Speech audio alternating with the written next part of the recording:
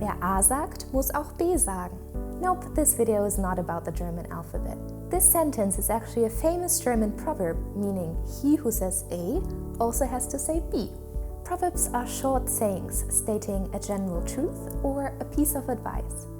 This one is actually used in order to say that if you commit to something, you have to commit to it all the way. When learning a new language, learning some proverbs is great because even at a beginner's level, they add color to your language, making it more expressive and poetic. Let's look at another one. Du siehst den Wald vor lauter Bäumen nicht. This translates to, you don't see the forest for all the trees.